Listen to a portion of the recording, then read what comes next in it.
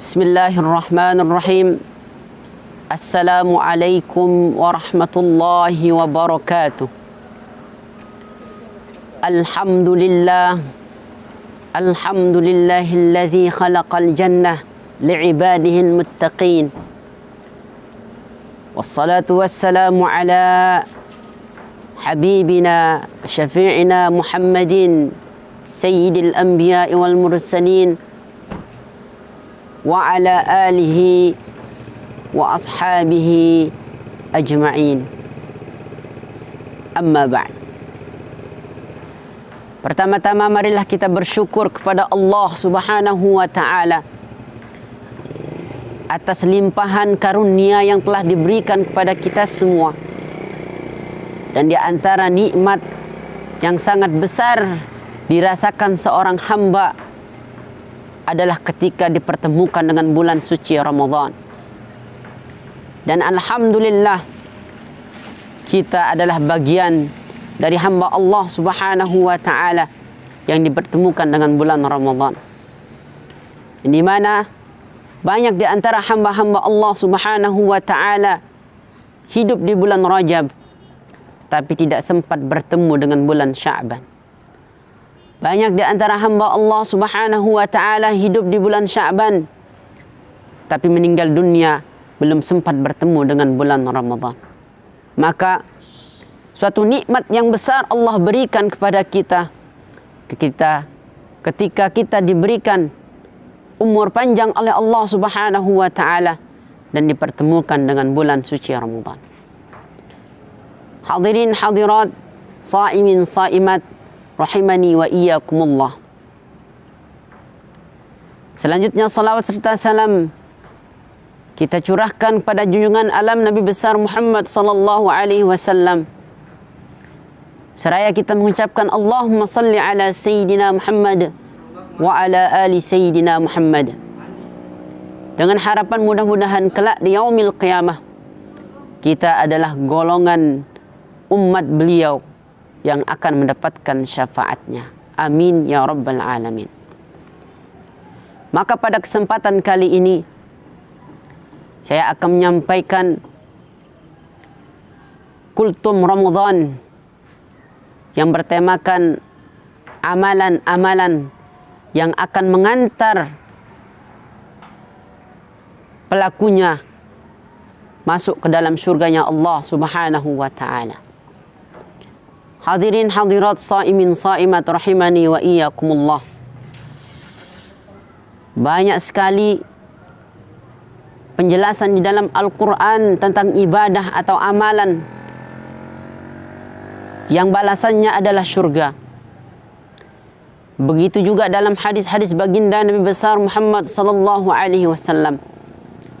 Maka pada kesempatan kali ini saya akan menyampaikan 3 amalan yang akan mengantarkan pelakunya masuk ke dalam surganya Allah Subhanahu wa ta'ala yang penuh dengan kenikmatan.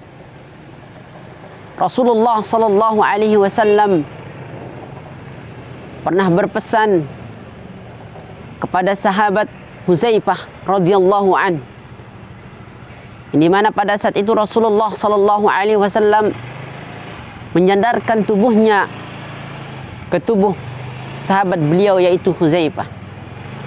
Faqala an-nabiy sallallahu alaihi wasallam, maka Rasulullah sallallahu alaihi wasallam bersabda kepada Huzaifah, man qala la ilaha illallah ibtigha'a wajhillah kutiba lahu biha dakhalal jannah.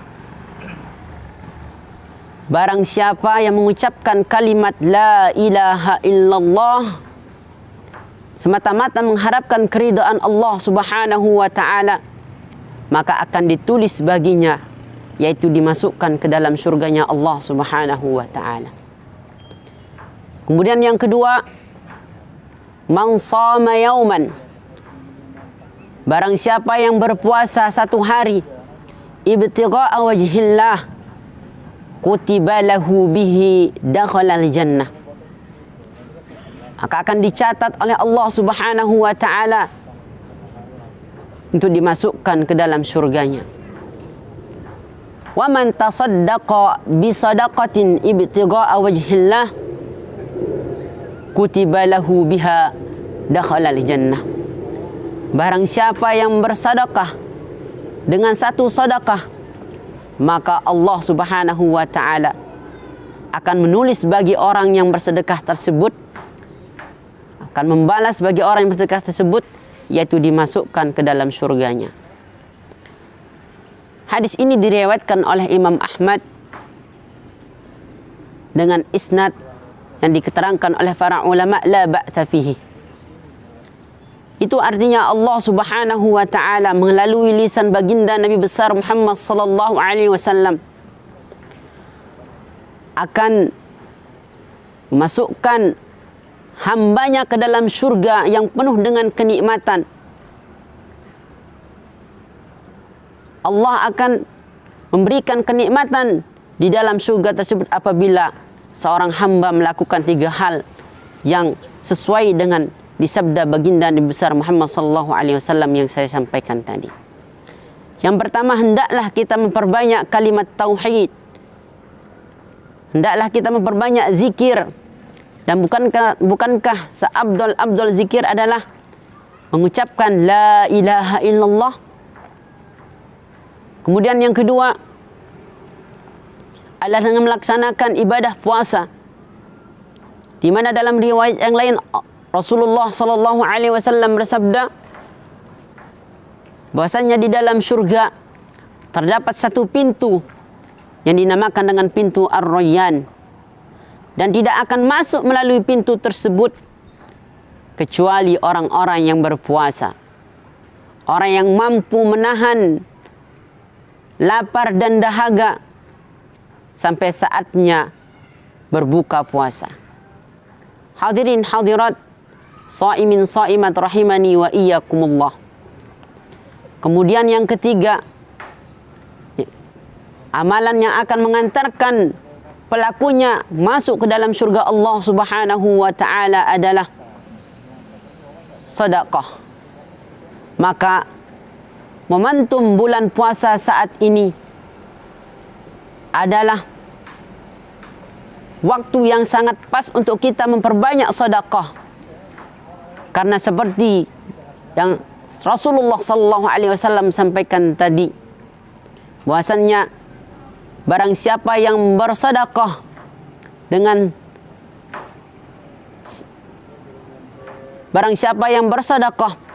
maka akan ditulis dengan sedekah yang ia lakukan, yang ia berikan, akan dimasukkan ke dalam surganya Allah Subhanahu wa taala.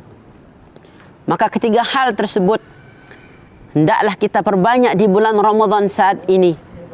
Yang di antaranya adalah berzikir kepada Allah Subhanahu wa taala dengan memperbanyak kalimat la ilaha illallah.